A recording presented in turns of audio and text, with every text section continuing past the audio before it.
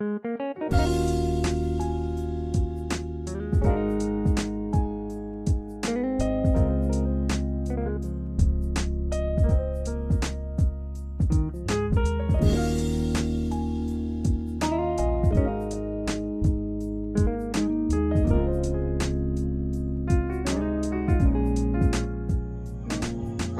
selamat pagi untuk kita semua.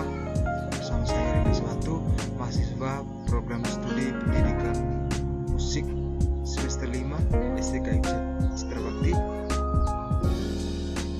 Saya akan membawakan hasil pengembangan media pembelajaran yang bertopik tentang piano. Materinya pembelajaran piano untuk siswa kelas 11. Jadi di sini terdapat kompetensi inti, kompetensi dasar, indikator, dan tujuan. Yang pertama kita lihat dulu tentang kompetensi inti. Jadi kompetensi inti meningkatkan minat dan belajar siswa. Kemudian ada kompetensi dasar. Kompetensi dasar mengetahui dan menyajikan terkait dengan pengembangan diri dalam seni musik menggunakan alat musik piano. Yang berikut indikator. Indikator di sini yang pertama mengenal alat musik piano, yang kedua mengenal chord C, F, dan G pada piano, yang ketiga memainkan salah satu lagu sederhana menggunakan chord C, F, dan G. Yang berikut tujuan pembelajaran. Yang pertama, siswa mampu mengenal alat musik piano. Yang kedua, siswa mampu mengenal chord C, F, dan G pada piano. Yang ketiga, siswa mampu memainkan salah satu lagu sederhana menggunakan piano dengan chord C, F, dan G. Kita kembali. Sesuai indikator, yang pertama mengenal alat musik piano. Jadi ada sejarah piano, pengertian piano, dan bagian-bagian piano. Yang pertama kita lihat ada sejarah piano.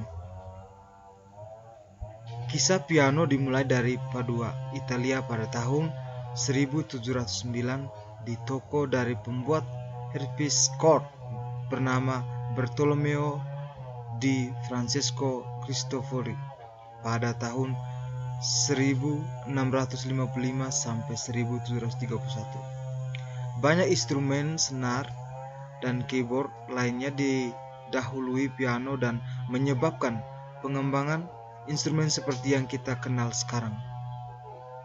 Pengetahuan manusia bahwa bergetar string dan menghasilkan suara kembali ke zaman prasejarah. Dalam dunia kuno, string yang melekat dan membentang di atas busur, labu, dan kotak untuk memperkuat suara. Mereka diikat oleh ikatan, pasak, dan pin, dan mereka dipetik, membungkuk, atau memukul untuk menghasilkan suara. Akhirnya keluarga instrumen senar dengan keyboard berkembang di Eropa pada abad ke-14. Alat ini adalah dulcimer, tertutup kotak dangkal lebih yang membentang kabel dikejutkan dengan dua palu kayu. Dulcimer ini menyebabkan perkembangan clavichord yang juga muncul di abad ke-14. Ini diikuti oleh spinet, clavekin,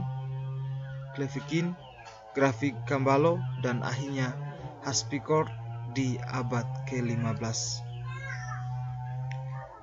Harpsichord merupakan perkembangan penting yang mengarah ke penemuan piano. Kemampuan untuk memproyeksikan suara yang lebih keras dan pendahulunya, dan memperbaikan dalam tindakan transpirasi lebih banyak musisi untuk menulis untuk keyboard, dan dengan demikian untuk melakukan karya keyboard. Pertama kali dipamerkan di Florence pada tahun 1709. Instrumen baru Cristofori bernama Graficembalo, col piano o forte, atau instrumen keyboard lembut dan keras. Akhirnya disingkat menjadi fortepiano atau pianoforte, dan akhirnya hanya piano. Tanggal instrumen yang masih hidup paling awalnya dari tahun 1720 dan dipajang di Metropolitan Museum of Art in New York City. Itu tentang sejarah piano.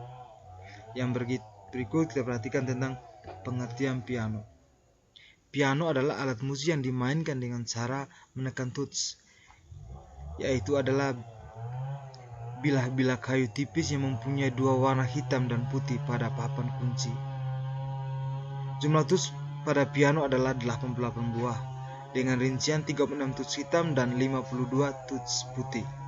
Ketika tuts ditekan, tuas akan mendorong palu kayu yang terdapat di dalam piano untuk memukul senar dari bawah. Getaran senar kemudian diteruskan ke papan suara melalui jembatan atau bridge dan membuat papan suara bergema ke seluruh bagian dalam piano sehingga menghasilkan bunyi. Lembut, kasar, rendah atau tingginya, nada diatur dengan pedal yang terdapat di bawah piano. Pengaturan tingkat kejenihan suara dilakukan dengan cara membuka tutup piano. Semakin tinggi tutup piano dibuka, maka suara yang dihasilkan akan semakin jernih. Yang berikut kita bahas bagian-bagian piano. Dari piano ada bagian-bagiannya. Seperti halnya manusia, piano sebagai alat musik juga memiliki anggota tubuh. Berikut ini bagian-bagian dari alat musik piano, berikut penjelasannya. Yang pertama, key atau tuts adalah salah satu bagian piano yang bersentuhan langsung dengan jari jemari ketika kita saat memainkannya. Tuts piano memiliki dua macam, yaitu tuts putih dan tuts hitam. Pada awalnya piano yang memiliki satu macam tuts, yaitu tuts putih, namun untuk lebih memudahkan pemain agar mengetahui letak nada-nada tertentu, tuts hitam pun akhirnya ditambahkan di atas tuts putih. Perbedaan tuts putih dan tuts hitam adalah ukuran dan letak atau posisinya. Yang berikut, bagian berikut, hammer atau martil adalah bagian yang meneruskan tekanan tuts guna menggetarkan dawai atau senar. Martil terletak di bawah senar. Pada saat tuts ditekan, martil akan memukul dawai atau senar sesuai dengan letak nada tuts itu. Yang berikut, string atau dawai. Bagian inilah yang menghasilkan nada saat tuts ditekan. Dawai akan bergetar ketika dipukul oleh martil. Nada yang dihasilkan oleh dawai senar tergantung dari panjang atau pendek, tebal atau tipisnya dawai. Semakin pendek dan semakin tipis, maka semakin tinggi nada yang dihasilkan. Sebaliknya, semakin panjang dan semakin tebal, maka semakin rendah nada yang dihasilkan. Dawai terletak paling kanan. Sebelum bisa dimainkan senar, piano harus di stem. Penyeteman pada piano sangat sulit, tidak seperti penyeteman pada gitar. Karena itu, satu nada saja harus menggunakan 3 helai senar: bass string, middle, dan treble string. Berbeda dengan senar gitar, senar piano sangat kuat dan tidak mudah putus. Yang berikut, damper. Damper terletak di atas dawai atau senar, berfungsi untuk mengatur panjang pendeknya suara senar yang dihasilkan. Damper bergerak oleh pedal. Akan dijelaskan. Ketika tuts ditekan sembari martil memukul senar, maka damper otomatis akan terangkat atau menjauh dari senar, tetapi hanya bersifat sementara. Saat tuts tidak lagi ditekan, maka damper otomatis turun dan menempel lagi pada senar. Yang berikut, soundboard atau papan suara. Bagian inilah yang sebenarnya menghasilkan suara ketika dawai senar bergetar. Getaran dari senar akan dibiaskan oleh papan ini sehingga dapat menghasilkan suara. Karena sebenarnya papan suara ada pada piano sama halnya dengan lubang suara pada gitar. Tanpa lubang suara, gitar tidak akan berbunyi, begitu juga tanpa apapun suara piano tidak akan berbunyi. Papan suara terletak di bawah martil. Yang berikut, pedal. Pedal adalah bagian lain yang bersentuhan dengan bagian tubuh manusia saat memainkannya, tepatnya kaki. Ya, pedal pada piano memang difungsikan oleh kaki kita. Pedal ini gunanya adalah untuk memberi efek pada suara yang dihasilkan, seperti membuat suara terdengar bertahan lebih lama, membuat suara terdengar terbungkam seketika, dan melembutkan suara. Umumnya piano memiliki 3 pedal, namun ada juga yang memiliki 2 pedal. Bagian dari pedal yang pertama, pianismo pedal atau una corda, terletak paling kiri. Fungsinya untuk menghasilkan dinamika suara atau pianismo. Namun pedal ini sangat jarang digunakan untuk beberapa piano yang merek 2 pedal. Yang berikut, sharp pedal, terletak di tengah. Fungsinya untuk mengunci damper sehingga mempertajam dan memperpendek suara. Senar bersentuh oleh damper sehingga getaran sangat sedikit. Biasanya digunakan untuk lagu-lagu yang mempunyai staccato. Ada 2 cara menggunakan pedal ini. Pertama, menekan sambil menekan beberapa tuts atau nada awal atau pertama, mirip seperti menggunakan pedal sustain. Dengan demikian, tuts nada yang ditekan bersamaan dengan menginjak pedal ini mempunyai sustain karena damper sedang terangkat atau menjauhi senar. Dan untuk nada-nada selanjutnya tidak akan ada sustain, melainkan staccato. Itu karena damper telah terkunci baik pada tuts atau nada awal maupun tuts yang selanjutnya. Kedua, menekan terlebih dahulu sebelum menekan tuts sama sekali. Maka semua tuts nada yang ditekan akan menghasilkan staccato tanpa sustain sedikit pun karena damper sudah terlebih dahulu terkunci dan tidak bisa terangkat.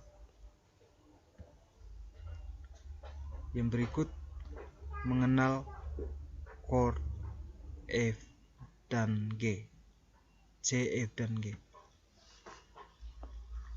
Bagi para pemula biasanya diawali dengan latihan memahami gerakan jari dengan melatihnya menggunakan kunci dasar piano.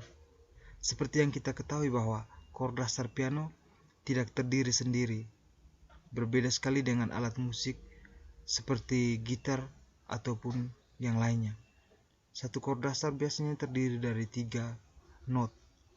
Contohnya, chord C terdiri dari C, E, dan G. Chord D terdiri dari D, F crash, dan A. Chord A minor terdiri dari A, C, E. Dan chord B minor terdiri dari B, D, F crash. Pada chord dasar piano dalam sebuah nada dasar terbagi menjadi 7 pola yang dikembangkan dengan angka Romawi 1 sampai dengan 7. Chord mayor ditandai dengan angka Romawi 1, 4, 5. Sedangkan untuk chord minor ditandai dengan pola 2, 3, 6. Lalu pola yang ketujuh merupakan tanda chord diminished atau dikenal dengan chord berpola khusus. Untuk tahap pemula sebaiknya Anda mempelajari terlebih dahulu menggunakan 4 kunci yang dimulai pada nada dasar C. 4 kunci tersebut adalah 1, 4, 5, dan 6. Memulai belajar dengan nada dasar C akan jauh lebih mudah karena kombinasi not pada nada C tidak menggunakan crash atau mol. Pada nada dasar C terdapat 4 kunci dasar yaitu C, F, G, dan A minor. Adapun not yang terdapat pada masing-masing chord adalah sebagai berikut. C, not yang terkandung di dalamnya C, E, dan G. F, not yang terkandung dalam ada F, A, dan C. G, terdapat G, B, dan D. A minor, A, C, dan E. Mengenal chord yang berikut, kita kembali pada tutorial menekan chord C, F, dan G pada tuts piano.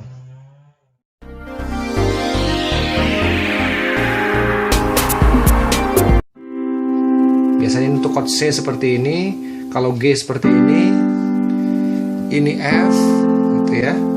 Terus balik lagi ke C. Nah, ini semua adalah chord-chord dasar. Sebetulnya untuk bermain piano itu prinsipnya ada chord, ada bass. Jadi biasanya tangan kiri itu bassnya, tangan kanan sebagai chord. Misalkan seperti ini, saya ambil contoh chord C misalkan. Nah, bassnya seperti ini, 1 oktav dari C ke C lagi menggunakan jempol dan kelingking, dan dibarengi dengan chord seperti ini. Oke, untuk tahap selanjutnya kita bisa mulai dari ritme seperti ini.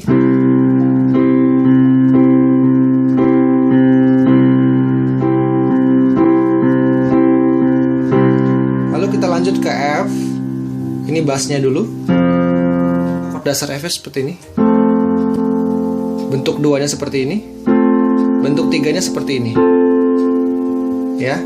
Nah, maka di sini kita menggunakan bentuk kedua karena atas pertimbangan jaraknya yang dekat. Jadi memudahkan tangan kita untuk berpindah dengan cepat. Saya ulangi lagi dari C. Terus pindah ke F. Dan G. C lagi.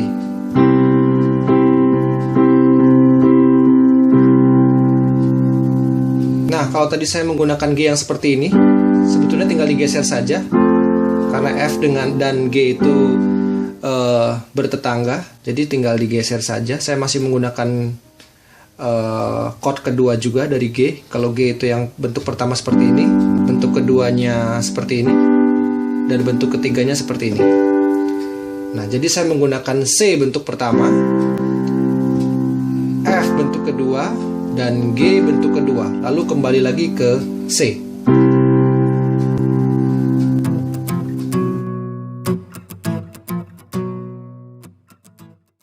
Yang berikut kita memainkan salah satu lagu sederhana menggunakan piano dengan chord C, F, dan G.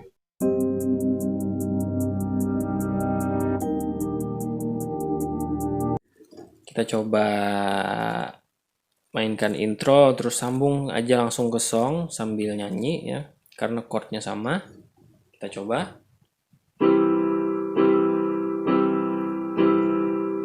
F,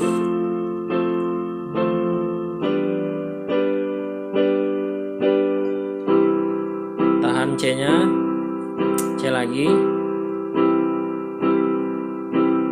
F, G,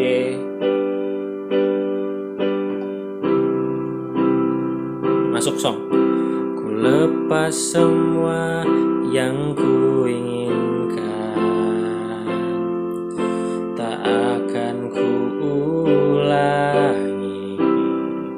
Tahan C-nya. Maafkan jika kau ku sayangi, dan bila ku menanti. Tahan C-nya.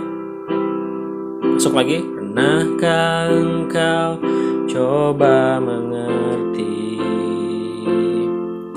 Lihatlah ku di sini. Tahan lagi. Masuk lagi. Mungkinkah jika aku bermimpi, salahkah untuk menanti? Nah, takkanlah aku menanti. Chordnya sama. Takkan hilang cintaku ini hingga saat kau tak kembali, kan ku kenang di hati saja. Nah, kemudian untuk terakhirnya itu seperti song lagi. Kau telah tinggalkan hati yang terdalam, hingga tiada cinta yang tersisa di jiwa ya. Intinya semua chordnya sama dari intro itu C, F, G,